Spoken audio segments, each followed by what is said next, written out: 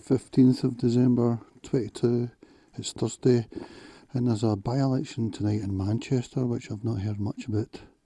It's in the Stretford and Urmston by-election, and for anybody there, for any Labour voters there who are worried about, who are anxious about immigration, I would suggest you vote SDP, the Social Democrat Party. They've got a candidate sitting there. I think if you look at the SDP web page, you'll be pretty surprised, because it's a sort of course we remember the SDP from the 80s, but it seems to be a totally different party now, really. Maybe the same values in general, but on immigration they're probably way different, certainly from all the other parties like Labour, Green, on the left for sure, and even on the right, like Conservative, centre-right. I mean, personally, I would vote UKIP or whatever, really as a protest vote, but for those who still feel that they want to vote left, but are anxious about immigration, you could vote SDP, I would say. They did get a big victory in a council area in Leeds about 3 months ago. They've got a great leader, William Clouston. I'm really impressed with him. I was aware of him from the New Culture Forum on YouTube and that, and I also see him in GB News now as quite a regular guest, especially for Mark Stein. And I would say he's the best on the left, the sensible left, I would call him, because the other parties either, well, I better not go that way, but if you still feel you want to vote left but are anxious about immigration, then that would be the party I would suggest, SDP. So that election's on. You've got 3 hours still to go. I'm just looking at this by-election.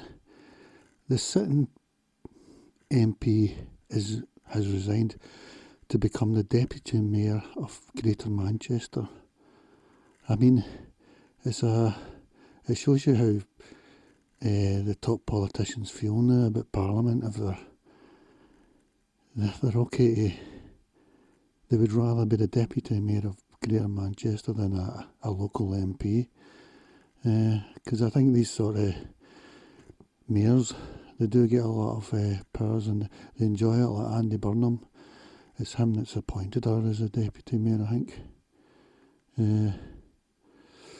Yeah, but to leave Parliament to do that, I mean, that would have been unthinkable, I think, probably 10 years ago or something, but we've only had mayors for about 10 or 20 years now, mayors of either big cities or regions.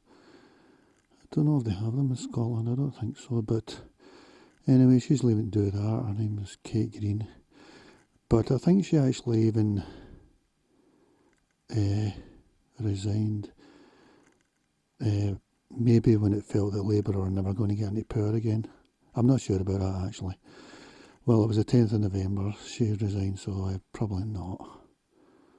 Probably because Labour have got a big lead at the moment, but that's probably just, in my opinion, that's a very soft lead, and it's going to disintegrate. I think it's already disintegrating. It's a bit, the last, I mean, at one point they were all at 22 points ahead when Liz Truss was PM, but now it's around about 10 or 12 even, and I think it's going down every time, because I don't think Labour have got a solid support anymore like they used to.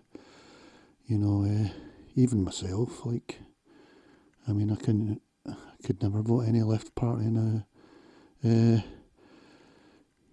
But the SDP I could vote for, the Social Democrat Party. I would call them, I think they should have a new name, like the Patriotic Labour Party or something like that.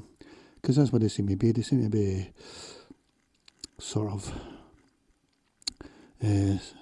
centre-left economic values and that, but also on immigration I would call them sensible, which is far from what Labour are, or even Conservatives for that matter. So they've got a candidate tonight, what's the name? Stretford and Urmston by-election. This has been a safe Labour seat. I think it was created in 97 was the first time that the last time Kate Green got 60% of the vote, the Tories get 27%, and Brexit Party, there's a few others, but Brexit Party got 3.5%, the Greens get 2.7%. So I imagine Labour, it's a shoe-in if everything goes as normal, which it probably will. I'm just looking at the previous votes in this area, Stretford and Urmston. Stretford, I think that's where Man United play, isn't it? Old Trafford.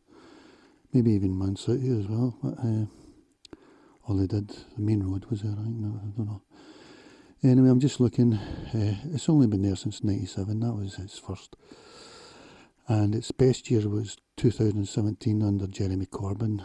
This is something that the Labour MPs don't tell you, that their best year was probably 2017. And that's including better than Blair in 97. It was 58% in 97.